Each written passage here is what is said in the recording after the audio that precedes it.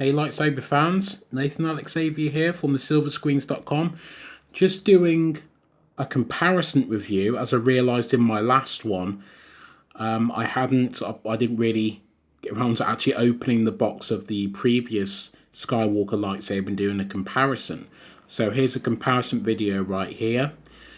So yeah, let's look at it from this view. You can see already the differences between the two lightsaber hilts. There is enough differences in the hilts to basically justify buying each of these two respective lightsabers and also being a fan of the design of each of these lightsaber designs. So as I said in my previous video, one of the things that you'll notice the main differences is that the Anakin lightsaber, the below one, was like a machine-finished, machine-created one and stuff. It wasn't created by with use of a graphics 3-cell flash, the same as the above one, the Empire Strikes Back one was. So you can already see just from that there are some glaring differences. You know, it's got that lovely machine chrome sort of finish to it, whereas the Empire Strikes Back one has more of like a dull, just sort of brushed coating to it, like a bare, more of like a bare sort of coating to it. But the actual doing a side-by-side comparison, you can really appreciate the design differences, and also, especially with collecting these 0.45 hilts, you can really appreciate what it kind of like means to have both of these in your collection, because I really would recommend having both of these lightsabers in your collection if you decide to take them up or anything. You know, you really won't regret it regardless of how much you spend on them. So here's like a side by side view from this perspective anyway, but we'll have a look at some other angles as well. So let me just pick up the Anakin Skywalker hilt. So as you can see, this is something I wanted to explain in my last video, is that you can actually see that the Anakin Skywalker lightsaber on the right is a lot thinner than the Luke Skywalker Empire Strikes Back one. It is thinner because obviously that reflects the diameters of the actual prop that was used.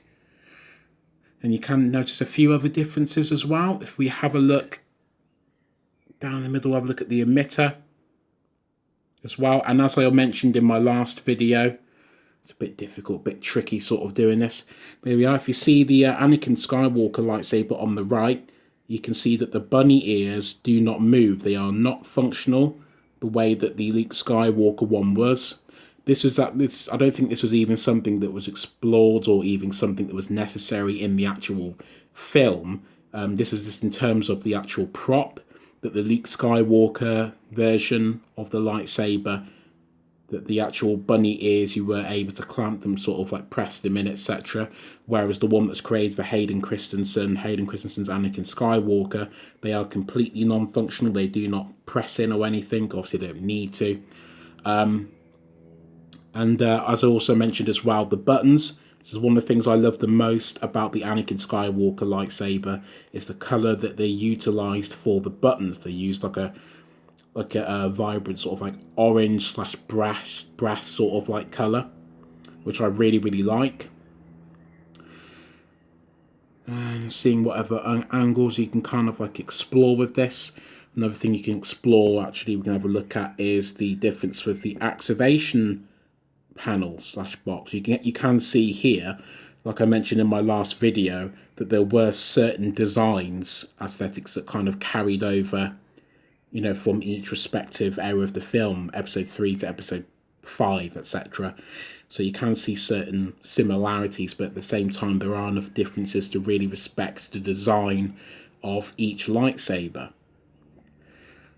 But if you're thinking of getting, you know, any sort of Skywalker lightsabers, then I definitely recommend getting these two, because there is enough differences to really respect and appreciate the design that kind of went into them. So yeah, I just wanted to spend a couple of minutes just giving like sort of like a briefish sort of side-by-side comparison. I'm going to do the exact same when I have all of the different Skywalker lightsabers.